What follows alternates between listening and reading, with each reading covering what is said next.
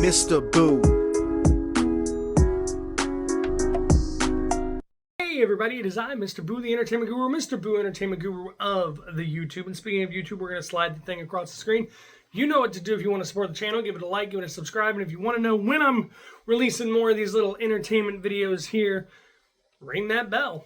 But right now, none of that's important. Right now, what is important is we talk about the fact that there was a Friday the 13th yesterday in December. So with it being Saturday the 14th, I stayed up all night thinking about a video that I could do Friday the 13th based that I haven't done yet. So I thought of it and I'm going to bring it to you. So all of those who celebrated that last night, I hope you had a very happy, very merry, very scary Friday the 13th. I had a very intuitive thought process on my Friday the 13th, thinking about, hey, it's Christmas time. You know, it's December, there's snow, there's cold, there's Christmas Eve, Christmas, we're going into the new year.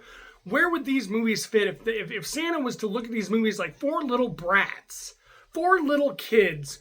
Where would they go on his list? Well, I'm telling you now, they would all three of the Friday the 13th ones and the one that features Jason, they would all four go on the naughty list. And we are going to count down from, I guess, the nicest to the naughtiest, the best of the worst to the worst, the better of all evils to the evilest of evil. These movies, ladies and gentlemen, are not that good. They are not that great. And I have talked about 1, 2, 3, 4, not 5, 6, 7, and 8. So we had Mama Voorhees with number 1, 2, 3, 4, 6, 7, 8, Jason Voorhees. We're not talking about number 5. Jason wasn't even in that one. Jason was being framed. His poor corpse was in the ground while a paramedic was going around spreading rumors about murder coming from Jason Voorhees. We'll save that one for another Friday the 13th. Right now, let's get into it. And we're just going to count down from, like I said, best to worst, good to least naughty to naughtiest, least evil to the more evil, bad to worse. I don't even know. They're not good, but I'm going to go ahead and rate them on a system to where which one I would rather watch and which one that I just wish was never made. All right, let's get into it because I can ramble all day, and you all know that if you're, subscribed to me. So we'll start with the one that's just featuring Jason Voorhees. It's not technically a Friday the 13th film, but big Jason's in it, right here. And he's in it with a co-star, Freddy versus Jason. And this one, albeit wasn't, like I said, it wasn't bad. It is actually the better of the four. I'm going to critique it a little bit. I had a little bit of things to say about it, good and bad. So here's the good. Great acting. Robert Englund came back as Freddy. The dude playing Jason nailed it. Actual, all the other side characters nailed it. Pretty decent, solid acting. Wonderful story, by the way. I mean, in Freddy vs. Jason, the whole concept is that when Jason goes to hell, it was Freddy that pulled his mask down to hell and laughed. And, years and years and years and years and years later, we finally got this movie, and the plot was basically this. Freddy's dead. Freddy's gone. No one remembers him. Even if he were to come back, no one's scared of him, so he has no power. So what does he do? Well, he searches the depths of hell, and he's like, okay, who is going to get me back into the dream world? Who's going to get my power back so I can get out of hell and get back into these dreams and doing what I do, which is killing children and teenagers and any parent that gets in my way. And he has this brilliant idea. Hey, there's this big man. I brought him down here years ago. I wonder how he's doing. Let's go see how he's doing. Makes Jason think it's his mama, which then kicks that supernatural instinct or darkened soul of Jason into, bringing his body back to life, which is going to also be a critique on the way he looks. But he comes back and he thinks his mother, his spirit of his mother is beckoning him to go to Elm Street and keep teaching children a lesson. When really it's Freddy, and Freddy needs to be brought back. Freddy needs fear, and the people of Elm Street have forgotten about him. They've buried him in the past. They've even created drugs to make people stop dreaming. Jason does his job. Freddy's back. Freddy's powerful. Here's where they collide with Freddy vs. Jason. Jason does his job a little too well. Jason doesn't stop killing and takes Freddy's victims. And Freddy, he's so egotistical, he can't have that. So we get to see them fight in the dream world and in the real world. Humans are involved and interact in it. And we got one of the really cool endings that I could think. They ended it the perfect way because, yes, humans got involved and they both blew into the lake after, Freddy had basically been destroyed by Jason, or had he, because Jason, already presumably starting to heal, comes walking out of the lake holding Freddy's severed head, and the severed head kind of comes in, and you get that little wank. All he has to do is just give me that wank. And they're both still alive, and the fight will continue. Never did, however. And with that all being said, you'd be like, this movie's got to be a 5-star movie. Mr. Boo, you're a horror fan. You're a movie guru. What do you rate this movie? I took a star away. This movie, in my book, is a 4 out of 5. And don't let that stop you from watching it. Don't let that stop you from your own opinions. I always say I'm only here to give you my reviews, my previews, my thoughts, my expressions. And to me, what brought down that star is a few things. One was the look of Jason Voorhees. He had on slacks, a regular shirt, and an overshirt. And his mask wasn't messed up. There was no bones showing. Like, this man has been rotting since Friday the 13th, part 6. Well, since 4. 5 wasn't him. Got to remember that. 5 wasn't him. It was Roy. But he's been rotting all this time. He got brought back by Tommy Jarvis. Then he got thrown into the bottom of the lake. He was down there, and he was deteriorating and just decaying. And then he came back twice over, and then he got... I mean, by the time he was in Jason Goes to Hell, which is also on this list, he was a hulking, just grotesque mound of meat, where his mask was also broken, didn't even fit his, like, swollen, nasty, undead, decrepit head. He comes back looking, like, perfectly polished in Freddy vs. Jason, like, hey guys, look at my new threads. Look at my new mask. I've been reborn again. And I don't understand why he's going to come out of the ground, out of hell, looking the way he was when he went into hell, coming out looking like he just went to a damn TJ Maxx. I don't understand that, so that took me a little out of it, where I'm like, Jason's design was just flawed. It didn't fit in the timeline at all of the way Jason looked when he went in to when he came back out. So that's my first little tiny just about the film. The second one would be that, yes, it did have some good effects with, like, when Freddy tries to get the kid with his shadow, and he's not strong enough yet. That looked cool. There were other cool effects in the movie, but here's 2 of them that just really took me out of the entire thing. During the scene where he's trying to get the guy and the claw keeps going through him and he can't get the kid, and I'm not strong enough yet. The kid wakes up. His dad obviously came out, sat by him. He fell asleep on the porch, and Jason just kind of came along and went, ha ha, ha ha. The dude's head is supposed to roll off or pop off or slide off, or it's like a rocket to the moon. It popped really fast and like really fake looking, and it just, they gave it too much pressure. It was like someone was over there and they wanted the shot, and they only had time for one shot, and this was a shot, so they kept it. They didn't even slow it down. It literally looks like the special effects person is sitting there with the fake body mold and the fake head, and he's got his little air pump and everything, and he's like waiting like TNT, and he's like, 3, 2, 1. I mean, the head, this thing shoots to Mars. And it shoots up and then just like flies over to the side so fast that it's almost like they had it go up and then someone pulled it over to the side. It doesn't look like a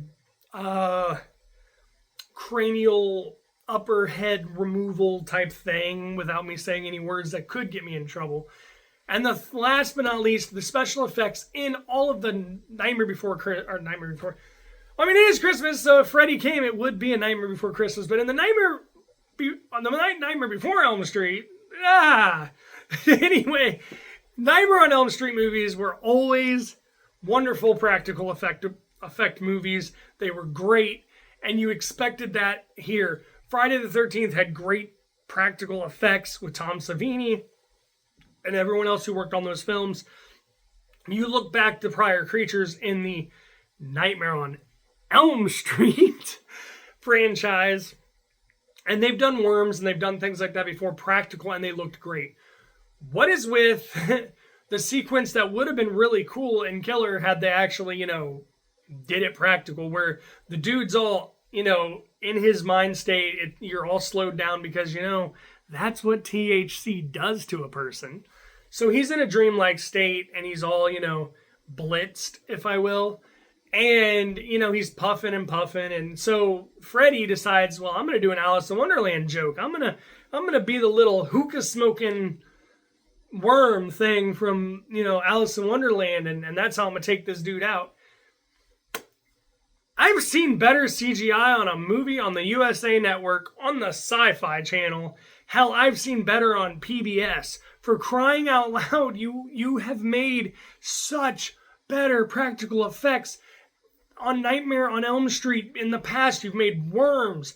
You did the puppet scene. You had an entire room spinning so it looked like someone was being dragged up onto the ceiling. You had his arms extended. You like, even where he like... and like, Nancy, look at this. And he chops his phalanges off. What is this? What kind of 2-bit? Did you walk into an elementary school and be like, hey, does anyone here know how to use computer effects? Because we need something done. I'll give you $5. 4 out of 5. It lost a star because it just didn't have the right Jason. It didn't have the right look, the right feel for Jason. It didn't have the special effects. I mean, even when the dude in the cornfield gets his head reversed to where he could look at his own butt, so fake. It's so fast, so fake, and it looks so bad. And the only part that I like about it is when Jason just kind of pushes him and he falls down and the guy goes, oh my God, or whatever he says. But anyway, the movie's terrible with the special effects for the most part. A lot of them were good, but there were those 4 instances that I can count. The fact that Jason looked like trash, and then those 3 CGI moments that were just really bad, and one of them was actually practical, and I don't know how they messed up a practical effect of a head rolling off the neck, but they did. So 4 out of 5 stars for Freddy vs. Jason. And now we're going to get to the next worst one. It's only going to get worse from here, everybody. Freddy vs. Jason, right there. That is the better of these 4 movies. It is wonderful. I wish they would have done a sequel. It's just there were things that could have been more well thought out, more well designed, more well done in the realm of CGI.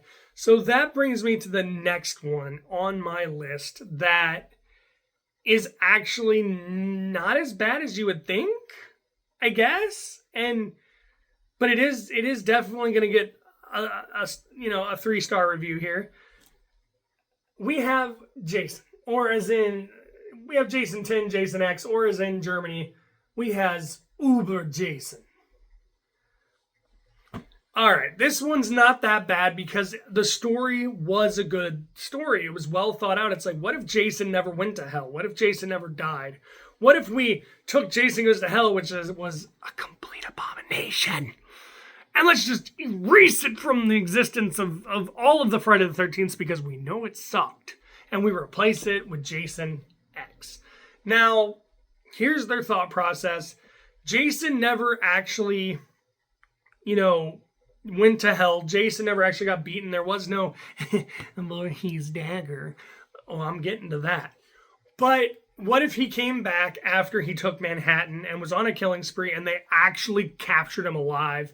They have him chained up in a military base. They have literally tried every style of execution for a death row inmate on this big man, and he has not went down. So along comes the military, the government, doing what they do best. Like, man, maybe we could copy him, or maybe we can learn from him, or maybe we could use him as some sort of war machine. I don't know exactly what they were going for, but the whole thing was they were coming in to confiscate Jason. Jason escapes and goes on a rampage on the base. A lady survives the same way he does, basically, because they fight each other into a cryo chamber. He gets her through the cryo chamber into the gut with the machete. He freezes, she freezes. Base is forgotten about or closed down or whatever because of the incident. We don't really know. We just know it skips to years and years and years later when we as humans have finally destroyed planet Earth and have colonized on another planet. And here comes a high school or college field trip coming to Earth 1 from the new named Earth 2. And they find this guy. And, I understand it. Where it's a piece of history, where it's like if I walked up and I saw a frozen Eileen Wuornos or a frozen Ted Bundy or Jeffrey Dahmer or Ed Gein, I'd probably be like, you know what, that's kind of cool. We have the technology now to preserve him. Let's put him in a museum. Because they were what they were once called as serial killers. And this guy ran around dressed in dead bodies trying to be his mom. I think that'd be great to put on display, don't you? Granted, they would have stayed, I don't know, corpses. Jason, however, during one of the best scenes in the whole flippin' movie, defrosts during his autopsy, during his exam, and literally one of the coolest effects, and this is what I'm talking about with Freddy vs. Jason. You had the chance to make practical effects. This blows my mind that they actually did this practical effect in Jason X and then ruined every other effect with really bad CGI. But the first thing you see of Jason coming back is he grabs the lady from behind and, she's working on him in a cryo lab and in a autopsy room. She has liquid nitrogen. He just dunks her head in. You see her freeze from underneath, pulls her out, kind of, ooh, like what I did. And then slams her on the table and just like human slushy. Brilliant, looked good, looked great. You could kind of tell where they cut from, it was obviously a cut. It wasn't CGI, it wasn't anything. It was really flippin' cool. And if it was CGI to get the freezing effect, dude, you guys nailed it. But the rest of the movie, here's my critiques. For one, Jason still looks like a freaking bum trying to hitchhike his way to Las Vegas in his, again, slacks, shirt and overshirt, and, a mask that doesn't look like it's seen much action in, I don't know, forever. So it's almost like they literally took this version of Jason and put him in Freddy vs. Jason, even though this version of Jason wouldn't have existed in Freddy vs. Jason because they kind of copy. You know what? It hurts to even think where this version of Jason came in at. Because even if you did erase Jason Goes to Hell, he still would have been the Kane Hodder version from Takes Manhattan, so you'd still have the bones and the broken... It hurts! Like, where's the consistency? So anyway, Jason looks again like someone walking down the road. Will work for food. Can you get me to New York? So he doesn't even look scary. At all. And then you got the rest of the movie. The effects were terrible. Let's just say he throws a guy on a drill and it's so video game looking. It looks like a video game. It looks like something out of a Mortal Kombat pit animation where you uppercut the person and they land on a thing and they kind of spin and it goes through them. And it just looks like an old school Mortal Kombat game, graphically speaking, of course. And then there was for that time era space. So some of the space things look weird. The ships look weird. Everything just doesn't fit. They did a better job in Star Wars of making me believe things were floating around in space. Let's just say that. So with the bad CGI aside, the bad acting is also in there. And with the bad Jason design, all that aside, the only other really cool part besides that frozen human slushy scene would be Uber Jason, which the name, like I said, if you were watching this movie in Germany, I don't even think it would be called Jason X. It'd probably be called Uber Jason. Why Uber Jason? Why would you go with the name? It sounds like a villain out of Cyberpunk 2044 or whatever that game is. I own it. I can't even remember what the year was on it. But it sounds like some boss in there that you'd have to come up against and have to have Keanu Reeves' character help you beat him because he was so uber and his name just happened to be Jason.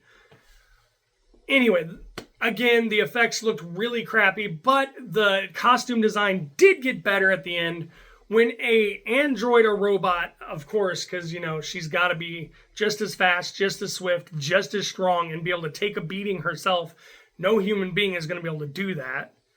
She gets Jason, she knocks him down, and in this movie you see they have nanotech, kind of like Tony Stark with his outfit that comes out of his skin. Iron Man. Well, Jason becomes evil Iron Man, basically, are Uba Jason.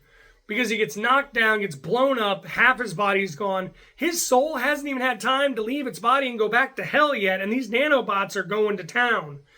This is the other part that I love. People don't give the design much credit because we went from being a bum hitchhiking to LA or New York or Las Vegas or whatever, or just begging for change on the side of the street, as one would do in a hockey mask, apparently, to literal nightmare-fueled Jason. Why couldn't they have called it Nightmare Jason? Come on, people. Seriously, he falls into the nanotech. Nanotech builds him up. He is half Jason, half Uber Jason. But it looks cool. It looks great. He doesn't look not scary. He doesn't just look like a homeless guy stumbled into your room in the middle of the night after getting through your front door by accident because he's drunk and stumbled into the area where you keep your tools, found your machete, and was like, you know what? This would go good with that mask I found in the dumpster out back by the bar. He looks really cool. He looks scary. He's got the big metal creepy mask. This looks good. This does not. This is unacceptable. But this looks good. So I'm giving him credit there, but still, even with the fact that Uber Jason, even his machete gets an upgrade because he uses more of a futuristic looking one, you got 3 stars. You got 3 stars. Now, the ending of this is probably why it didn't get 2.5, because the ending setup was going to be what I consider to be a really cool reboot. In the end, a guy in a space suit, I'm not making this up, okay, they suck Jason out into the atmosphere where there's no way in hell even Jason or Uba Jason could get enough momentum to do this, but he was basically floating back towards a ship like, I'm coming in, and I'm coming in hot. So a guy gets on a suit, and you just see him kind of take Jason out, and they both fall through the atmosphere into Earth 2. And he falls into a lake, and you hear the ch-ch-ch, or since it, was December, Friday the 13th here in December, you could say jingle, jingle, jingle, bells, bells, bells. But it sets up Jason on Earth 2 at a new crystal lake. And that brings me into what could have been the actual reboot that never happened. And instead, we got this piece of crap. In 2009, we got something with a little potential. The potential is the only reason I'm giving it 2.5. It starts off great. Okay, 2009 remake. You got Sackhead Jason coming back, repraising his look from number 2, again mixed with the slacks and the shirt and overshirt. Why? Why does he have to look like he's traveling cross country with no money? During the winter, so he wrapped himself up in a sack. Jason design aside, the beginning was great. He literally was scary. He was fast. He was hulking. He literally tied somebody up above a fire to rotisserie them in their sleeping bag to lure other people out. He set a bear trap and caught someone. Hell, he was moving pretty damn fast and scary. Like if the Big Show were coming at you and you were down on the ring and you knew he was just going to stomp you. Seriously. It was great. And the other the high potential of this movie is, yes, it takes place. He did see his mother get just like the old ones, and he was coming with fury and force. And they even explain how he gets from point A to point B so quickly without, some sort of magical teleportation, which was mines underneath the camp, and he maneuvered those mines. He lived in those mines. That's where he's been all this time. The potential was there, and the beginning was just like, wow, that was brutal. Holy cow. I want to see what they do with this. Well, they didn't do much. They did some things with a bow and an arrow. They did some things with a machete, an axe, a screwdriver, a truck and the same kind of thing with a rack of deer antlers. Nothing was new. Nothing was different. Jason did what Jason has done in the last umpteen movies. There was really no creativity when it came to any of the unaliving scenes. I mean, I got to give it up to Damien Leone with, the Terrifier series, because when it comes to slashers and how long they've been around and how they've progressed or not progressed, it's kind of hard to be original. And being original is something that you need when you are rebooting a franchise. And like I said, they had enough originality and enough brutality there in the beginning and enough storytelling to actually tell how the man was getting around so fast without being a zombie of some sort or a supernatural killing machine. The unaliving scenes were, as I could say, half-assed. The acting, it was okay. It was okay. It was hit and miss. The effects on the unalives were good. And then what really, really took me out of the movie, why did we have to have a 25-minute, and I could be exaggerating here, but what felt like a 25-minute dirty no-no scene, if I will. Why did we have to show so much of these two people going at it with each other for 25 minutes? Even showing Jason out to the window watching like he's some perv on a Friday night and just decided, hey, my name's Tom, why don't I go peeping? Again, it's like they didn't have any ideas and they had to hit a certain time length in the movie, so they're like, let's just show this woman's stupendous, as the guy says, let's just show this woman's stupendous breasts for 25 minutes of the film and everything. Let's just emphasize that he's a dirty, cheating, rotten scoundrel, and he's doing this while his girlfriend's out there trying to run from a killer. It was bad. It was bad, and I'm giving it 2.5 out of 5 stars. Because at least the ending fight scene was also really good, and the way they hooked Jason up to a chain and fed it through a machine, and things there were good. Acting was okay, and it had the potential there. I like how they did the mine shafts to tell you how he gets around so fast, and the beginning was brutal and scary and just in your face. It fell apart, but I'll give it 2.5 stars because the naughtiest of naughty is next, and that is the film I wish just would be unalived and taken off the list and buried like the Atari ET game for centuries before being unearthed, just for someone to watch it and say, oh my God, please bury it again. Jason Goes to Hell, and Jason at this point should have stayed in hell, because this movie, even though it has my favorite Jason Voorhees, Kane Hodder, Kane, you are you are Jason Voorhees. And I know there were people before you that paved the way, but you took what they did and you enhanced it in such a way. You are the boogeyman. I bow to you, sir. You are the best Jason Voorhees.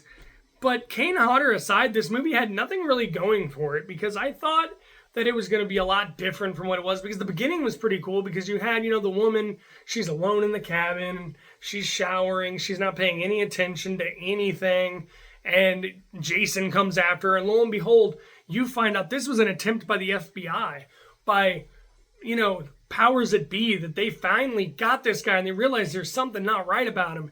They blast him, and they just explode him all over. He becomes Jason Confetti. The way he comes back, and oh my God, the way he comes back is Jason's not even in this movie, y'all. Jason's spirit is in this movie. This is The Exorcist. That just so happens that the Exorcist, the demon there that's possessing the lady, keeps jumping from one person to the other because he keeps making them eat each other's hearts. I'm not making this up if you haven't seen it. Jason's not even in this for very long at all. It's people going around eating each other's hearts and becoming the essence of Jason. And they try to bring in this mythical, dagger. Like, they knew this was going to happen the whole time, so they have something called the Voorhees dagger. Like, they knew that Pamela Voorhees was going to lose a son at some point, and his name was going to be Jason Voorhees, and he was going to come back and be pure evil after she went on a murder spree. And this is the only thing we could do to unalive him and send him to hell. So we created this dagger. This movie gets nothing from me. This movie gets a half a star. For one, even though the design of Jason is amazing, he explodes, and you don't see him again until the end of the movie. And the way they describe being able to actually kill him is from some mythical dagger. I mean, I get it in Terrifier that there's some sort of demonic thing going on in heaven and hell, and you knew the supernatural stuff was there from the beginning, at least in part with, like, back to All Hallows Eve. I mean, Art's eyes glowed. Art crawled out of the TV. Number 2, Art gets resurrected. You knew there was some supernatural stuff going on. Someone should have called the damn Ghostbusters. But with Jason, he is just an undead killing machine that is fueled by the revenge that he is seeking for his mother that he saw as a kid. Who created this dagger? Like, where did New Line Cinema just have a prop laying around and go, you know what hasn't been done in these films yet? Right there. There's your idea. Anyway, besides Jason looking great and being played by Kane Hodder, he was very absent in the film. Although the film did give me the idea to make Voorhees burgers on Friday the 13th. You know, you take a patty, shape it like a mask, and take the holes out of it. Voorhees burger. Anyway, with that said, the way you actually get to see Jason again is also kind of weird because there's a dead Voorhees woman in the basement of a building, and they basically, I don't know how exactly, like, this movie's so bad I don't even remember it, but anyway, they take him out, whoever was possessed by him at the time. I guess you could say they take Jason out. He's in the basement. The spirit or whatever it is, this little demonic, creepy looking, I don't know. Anyway, you see something go up into the woman's dress, skirt, lower area, and then, like, get, I don't know, rebirthed. Like, this little gross looking baby Jason all of a sudden comes flying out of the floorboards as a full grown, more hulking, more scary, more uber Jason than what was in Jason X. Just to have one of the worst climax fights ever, to be stabbed with a dagger that never should have existed, to then, you know, get destroyed in such a mythical, magical way you'd think it came out of the Lord of the Rings. And then Freddy's, you know, glove comes and pulls his mask down, and we don't even get that movie for forever. And even that was the best of this list, but it still didn't stand up to the test of time when it comes to Friday the 13th or Nightmare on Elm Street movies. So that's my list. These are the movies on the naughty list for the Friday the 13th series or movie that features Jason from Friday the 13th. Yeah, from best to worst, I would say Freddy vs. Jason, Jason X, the remake 2009 Jason, and then Jason Goes to Hell. And the only one I would actually tell you never to watch would be Jason Goes to Hell. So with that said, now I'm going to go watch some more terrible movies for you for the holiday season, because I'm going to sit through every one of the Ginger Dead movies, 1, 2, and 3. Thank you, Tubi, for that. And I'm just going to say thank you all for giving me the opportunity to share those reviews with you here, because I'd rather watch them than have you sit through them and have your eyes bleed. I've already started number 1, and I had to stop to come make this video because, ouch. Anyway, I've been Mr. Boo, Entertainment Guru. Hope you enjoyed this video. These are the worst films that are Friday the 13th or that star Jason out of the series. And next Friday the 13th, you can expect me to start talking about number 5, Friday the 13th, The New Blood, I think it is called, where it is not Jason, but it's Roy the paramedic. I've been Mr. Boo, Entertainment Guru. I'm going to go watch Ginger Dead Man and hopefully not lose brain cells while watching it. And I hope you guys had a very happy, very merry, very scary Friday the 13th. And I hope your Christmassy December is going wonderful. And I will talk to you later. And I'm not just going to come back with horror movies. I am going to come back with some Christmas movies. But until then, happy holidays, y'all. And I'm out.